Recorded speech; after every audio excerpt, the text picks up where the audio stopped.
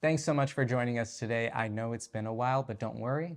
During my extended absence, I have been working here on this show and on all sorts of things in politics. But if you haven't heard yet, I am starting a Substack. With all the stuff that goes on in the world all the time, it's sometimes hard to cover it here on the show, and I still want to share my thoughts on stuff that's going on. And so that's why I decided that we're going to do a newsletter talking about some of the day in politics. I plan on sharing my thoughts on headlines every Monday, Tuesday, and Thursday. So basically the days I'm not working here on this show. You can subscribe to my Substack. The details are on the screen right now. You can subscribe using the QR code, or you can go to the link. I also link it in the description.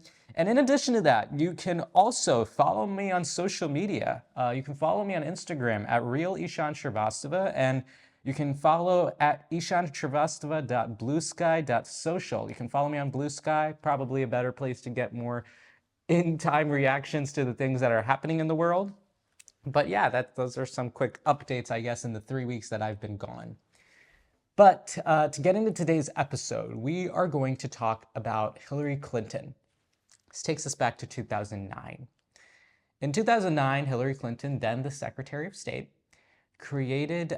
set up a private email server in her residence for official communications. This practice of creating this email server raised a lot of concerns among people because the type of information that was being exchanged on this server caused that type of controversy. Because sensitive information was being exchanged on this information, and it's details that have to do with her role as Secretary of State in addition to her personal capacity. So using a personal email server to conduct communications. And this raised concerns about the security of sensitive information and as well as compliance with federal records laws, because some of those emails did also get deleted. The FBI conducted an investigation of Clinton, and that investigation found that 110 emails contained classified information at the time they were sent, with 65 of those emails being marked as secret and 22 were marked as top secret. Now, those are pretty high levels of classifications in our federal government, and those at all should not be on a private email server that is potentially vulnerable to hacking, to compromise status, all of that sort of thing. Like, it's not safe. Clinton stated that she did not knowingly send or receive classified material on her email. And but the investigation did highlight that even if she didn't know, that there might have been some mishandling of that classified information. Ultimately, there was not enough evidence to indict. There was not enough evidence to show that she broke any laws. It might have been a little concerning that that type of information was exchanged, but nothing was ever found to show her criminally liable. But the right, Republicans, oh my goodness, they were so outraged. It was the worst thing that could have happened to this country. It was the biggest attack on classified information, the biggest attack on the integrity of information in our country. How could have Hillary Clinton done this? They were outraged by this mishap. Take a look at some of their comments. Here's a compilation of that. Nobody is above the law, not even Hillary Clinton, even though she thinks betrayed her country in doing so, supposedly for convenience, but actually so she could have a different set of standards and hide her conduct and the conduct of the Clinton Foundation, Benghazi, everything else, so she could stay away from and above the law. And it turns out foreign services want to know what our Secretary of State thinks. The technology that others can use once they've got into devices is to listen and see in real time who knows what they heard and what they have, and the kind of leverage that gives in negotiations or conversations when you know what our hand is and you can anticipate it or get in front of it, or you know our sources and methods, because we know aides to Hillary Clinton also removed markings so that they could send classified, sometimes secret, top secret information to her personal email, which our enemies were potentially reading in real time. That has consequences, including lives and reputation of this great country. I'm not surprised that a military guy like yourself is fired up, because it's people like you who pay the price for this kind of... That's exactly a violation of the Espionage Act. In my administration, I'm going to enforce all laws concerning the protection of classified information. They were outraged by what happened. Like, how dare she do that? And, you know, in some sense, yes, it was a little problematic. Nothing was ever found to be criminally liable, but some of the folks on that compilation you saw did believe that. So you might wonder why Hillary Clinton then just this week posted this tweet, writing, quote, "You have got to be kidding me." So that is in response to a story that was dropped by The Atlantic by its editor-in-chief, Jeffrey Goldberg, who wrote an article and published on Monday called "The Trump Administration Accidentally Texted Me Its War Plans." I'm not even joking. That is what the article is. It's a really funny story on surface, but when you look at it a little closer, it's really tragic and upsetting. But Hillary Clinton, I think, when she saw this, probably was a little upset, probably a little annoyed, like, come on, man. And yeah, like, because like this controversy chased her throughout her presidential run, because every time Trump would do something stupid, would do something weird, would do something strange, the right would always be like, butter emails. And so the topic we're covering in today's episode may not be the best showing for the but her emails crowd. And I'll explain this right now. So basically, long story short, Trump's national security advisor, Michael Waltz, created a Signal group chat, Signal being the texting app. A lot of places, workplaces use it because it has end-to-end encryption and stuff like that, and it's just easy for communication purposes. So Michael Waltz created a Signal group chat called, quote, Houthi PC Small Group. Houthi meaning the Houthi rebels in Yemen. PC meaning Principals Committee, which is basically the committee in an operation that manages, oversees, and discusses information. And those people in the Principals Committee are typically cabinet level officials, like the highest of the high echelons of the national security apparatus. And so this group chat was created to discuss military operations against Yemen's Houthi rebels. Participants included Vice President J.D. Vance, Secretary of Defense Pete Hegseth, Secretary of State Marco Rubio, Director of National Intelligence Tulsi Gabbard, CIA Director John Radcliffe, White House Chief of Staff Susie Wiles, Presidential Envoy and Trump's personal friend Steve Witkoff. And then you might be able to see on the side over there, you see Jeffrey Goldberg. You're like, what? And no, you're not mistaken. Jeffrey Goldberg is not a member of the Trump National Security Team. Jeffrey Goldberg has nothing to do with the Trump White House. He is a journalist. He is still the editor-in-chief at The Atlantic. But as you can tell from the screen, Jeffrey Goldberg was added to this group chat inexplicably. Inexplicably, Michael Waltz added Jeffrey Goldberg to this group, which then granted him access to sensitive discussions because he was in the group chat and he could read all the stuff that was being texted in that group chat. And Michael Waltz added him. Goldberg observed communications and conversations that were detailing imminent military strikes, including target locations and operational timelines. And this type of information, incredibly problematic for a member of the general public, let alone a journalist, to have access to. And just for some context, and I'm going to read from the group chat for you in just a second, but some context as to what this is all about. These people were all in this group chat and they were discussing an operation aimed to conduct airstrikes against Houthi positions in Yemen, the Houthi rebel group. Like, they were going to conduct airstrikes against some of their positionings and their resources. And so that was what this group chat was created for. That's what the Houthi and Houthi PC small group means. They were the targets. And Jeffrey Goldberg, once again, inexplicably, was added to this group chat where he was now privy to a lot of the information that was being discussed. And I have the full group chat because the Atlantic decided today to release the entire group chat and the contents of it. So I'm going to read some of that group chat for you and tell you exactly some of the things that were being discussed. So shall we take a look? So you can see right there, right from the get-go, the group chat at the top, it's called Houthi PC Small Group. And you can see like the first thing, under yesterday, it says Michael Waltz added you to the group, you being Jeffrey Goldberg. And so the text was created, the text group chat was created, and Mike Waltz starts by saying, quote, establishing a principals group for coordinating on Houthis, particularly over the next 72 hours.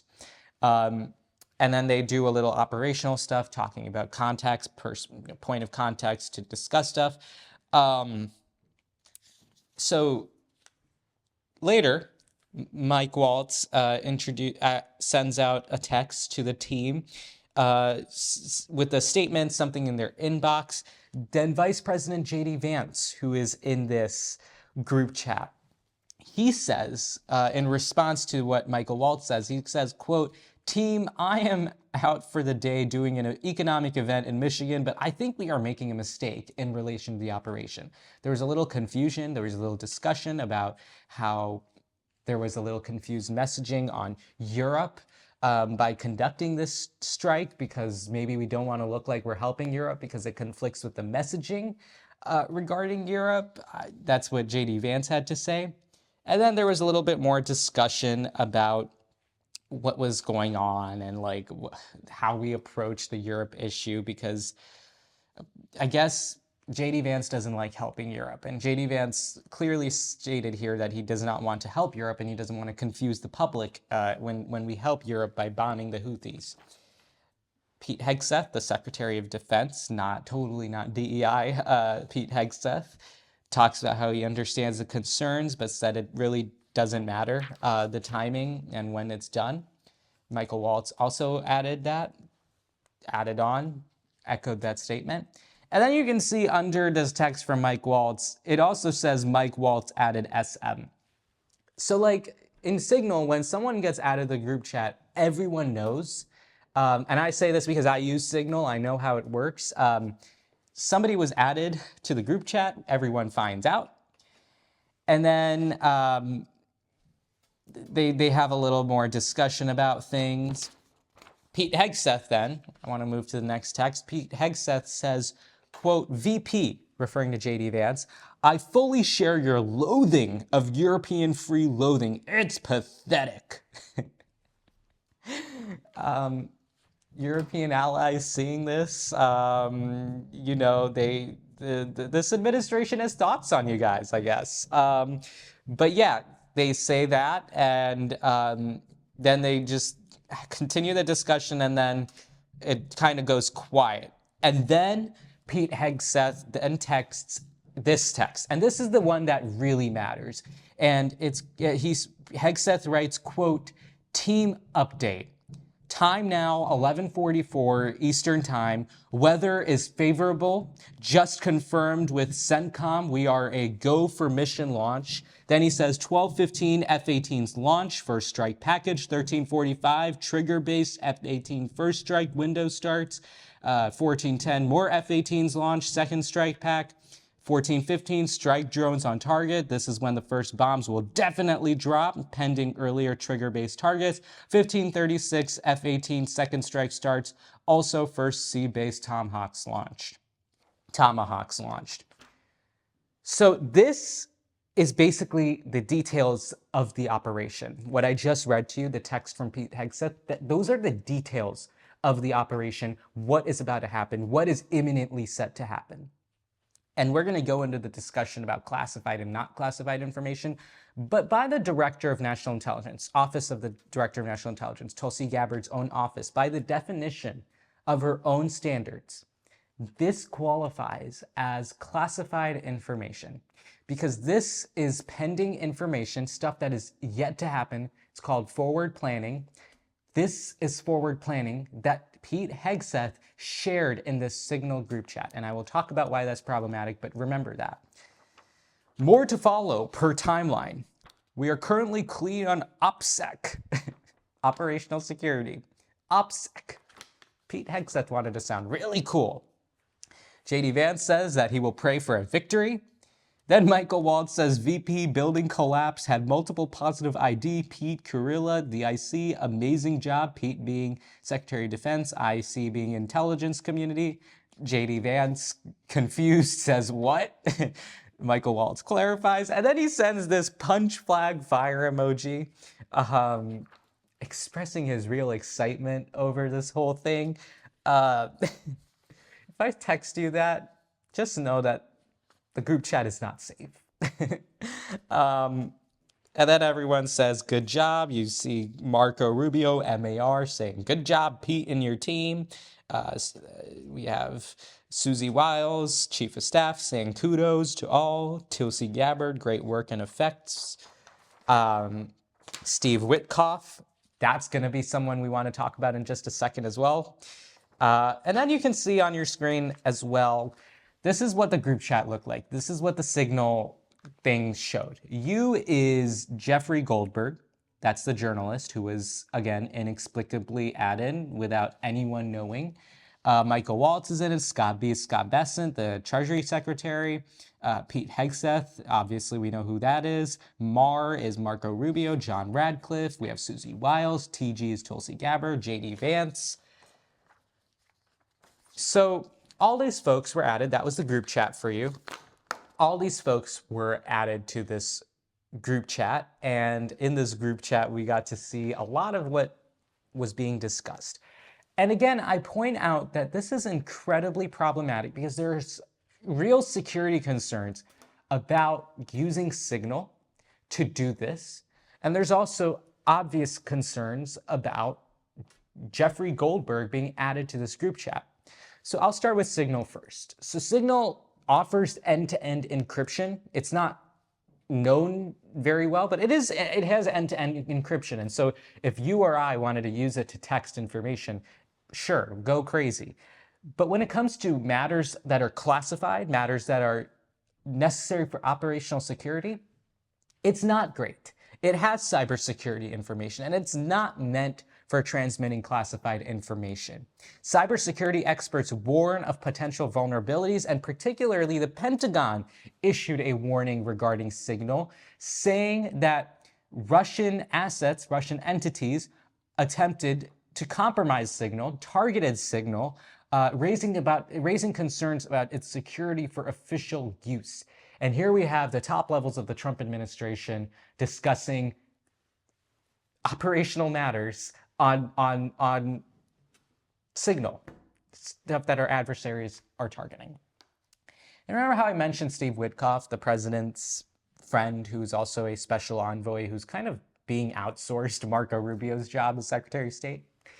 Yeah, so Steve Witkoff, while this group chat was texting, was in Moscow, Russia, to meet with Vladimir Putin. He was in Moscow during these discussions that were happening on Signal. It's unclear if the private phone or the public phone were brought on this trip. It's unclear which one that Signal chat was on. But the idea that Steve Witkoff was added to this group chat while he was in Russia raises concerns because it is general protocol that if you are in adversarial territory, your phone, your devices, your electronics, your communications are all bugged, they are all targeted, they are all compromised. It's not like this crazy theory that I'm spouting right now. This is generally the understanding. And so Steve Witkoff was in Russia when these discussions were going on. And so the presence of a participant in a adversarial country, and even if the Trump administration doesn't want to call Russia an adversarial country, they're cozying up to them a lot. Even if they don't want to call them that, Russia is still an adversarial country who would love to hack any top level of this administration. And so the idea that we had this compromised information there, huge concern. So it's compounding levels of incompetence. I mean, first, Michael Waltz adds a journalist to a group chat with the top levels of the secretaries of defense, the vice president, the secretary of state. This is like not the no schmoes. Like, these are the most important people in the world right now. A journalist got added to a group chat with these very people. Then one of the members of this group chat, one of the most important people, was in Moscow, Russia during these discussions. Again, another issue in that sense. And then another issue, umbrella issue, is that this is all being done on Signal, the commercial app that you and I could download, that people are targeting right now. It's being done, these communications are being facilitated on this program. So I want to know what type of wisdom goes into suggesting that this is not some sort of big mistake, that this isn't some sort of big blunder. It's an example of incompetence. And typically, if this was a normal administration, if this had been the Joe Biden administration, I know impeachment articles would have been filed already, but had this been happening in any other previous administration, resignations would have happened. People, heads would roll. Now let's take a look at what the response of this administration has been. I'll start with Secretary of Defense Pete Hegseth, totally non-DEI hire Pete Hegseth, anti-DEI Pete Hegseth. He denied sensitive war plans were discussed, stating, quote, nobody was texting war plans. Here's Pete Hegseth's statement on what happened. A deceitful and highly discredited so-called journalist who's made a profession of peddling hoaxes time and time again, to include the hoaxes of Russia, Russia, Russia, or the fine people on both sides hoax, or suckers and losers hoax. So this is the guy that peddles in garbage. This is what he does. Then there's President Trump.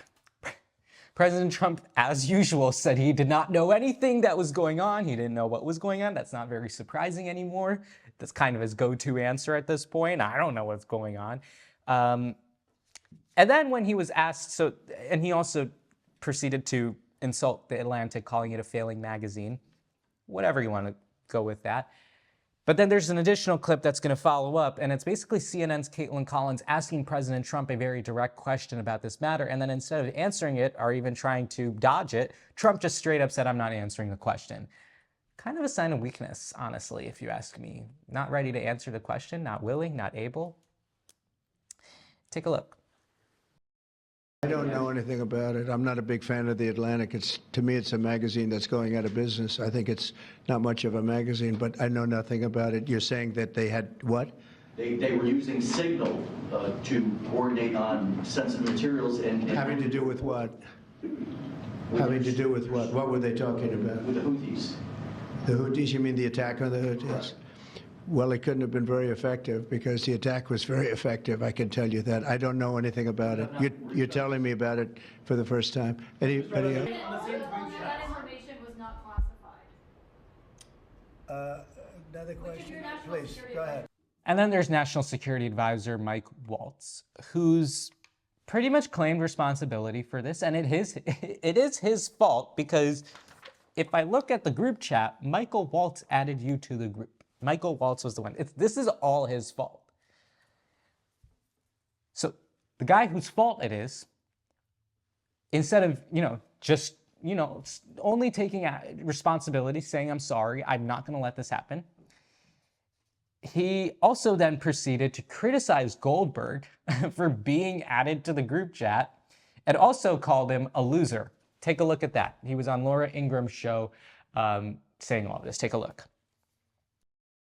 I built the group my job is to make sure everything's coordinated. But how did the execute number? I don't mean to be pedantic here, but how did the number? Have you ever had somebody's contact that shows their name and then you have somebody else's number there? I never make those mistakes. Right? You got somebody else's number on someone else's contact. So of course I didn't see this loser in the group. It looked like someone else. Now whether he did it deliberately or it happened in some other technical mean is something we're trying to figure out. So what should help you sleep at night is probably that these people understand what they did was wrong. And I think for the most part, they do understand what they did was wrong. And privately. President Trump is reportedly very frustrated with all of this because of the bad headlines. I hope that they at least understand what they did was wrong.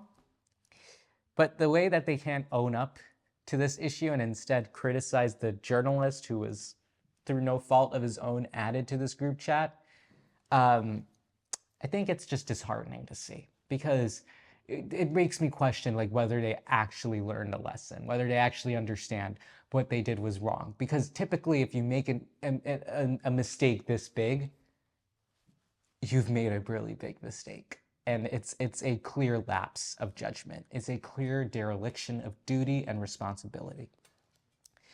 There were also congressional hearings yesterday and today. These were previously scheduled to discuss security posturing as well as others. And so Director of National Intelligence Tulsi Gabbard and CIA Director John Radcliffe were invited to this hearing. And so Republicans really did not care to bring up this issue because they've obviously abdicated responsibility in that sense. They're not going to criticize this administration one bit. But Democrats have been questioning, and they have been asking and pressing the tough questions, pressing these individuals. And so they asked Ms. Gabbard and Mr. Radcliffe about this issue, particularly about the notion of it being classified information. Both of them said that no classified information was shared, even though, once again, if I can find the document, 1144, weather is favorable, just confirmed with CENTCOM. 1215, F-18s launched. 1410, more F-18s. 1536, second strike starts. Forward planning, I feel like per Tulsi Gabbard's own definition, this should count. But you know, they said it isn't. And then obviously there's the legal stuff. There might be some legal discussions about the sensitive information being shared with unauthorized individuals, in this sense being Jeffrey Goldberg. There's clear breach of national security protocols in this whole thing, and instead of maybe attacking the journalist that was added through no fault of his own, maybe it's time to explore how this happens and maybe not use Signal anymore. And although it did make me think, I was like, wow, this is so cool. They use Signal just like I do. And they kind of text weird, to be honest. They text like they're writing emails, and I find that really funny. But you know, it's top level communications. Maybe that's what they just do in general. But I just found it really funny. And then the punch flag fire emoji, cute. Senator Chris Coons just straight up said that even the accidental disclosures of this type of information could constitute illegal mishandling of classified information. I don't know. This is quite the funny story, to be so honest, when you look at it at the surface level. Funny indeed. It feels like we're in an endless Veep episode. We should never live through a Veep episode, but we are. But when you look at it, when you look at the many layers of problematicness of this whole thing, a journalist being added to a group chat filled with the top levels of officials, you think about the competence of the people adding, you think about the types of discussions happening, these types of discussions happening over Signal, an app that you and I use, the type of information being discussed, classified, honestly, very sensitive information, stuff about plans that have not happened. If it was, in the wrong hands, it could have been very tragic. We could have had a very different discussion today. Had this information end up in the wrong hands, I don't even want to think about what could have happened. One of the members of this group chat being in Russia. I mean, all and around, this is just a really embarrassing failure. And just an example of sloppiness from this administration, an example of a lack of skill or care. And that's just what we're going to call it. But that's all we got for today. If you liked my commentary, then please subscribe to the YouTube channel so that you never miss another episode. You can subscribe to my Substack. You can see it on the screen right now, the QR code. You can visit the link that's also there. You can also check out the description below for a link. You can subscribe to or you can follow my social medias. You can follow me at Real Ishan Shrivastava on Instagram, and you can find me on Blue Sky at ishanshrivastava.bluesky.social. All great platforms where you can keep in touch. Thank you so much for joining us today. I guess I'll see you tomorrow in your inbox, and then I'll see you for another episode on Saturday. We'll see you in the next one. Take care.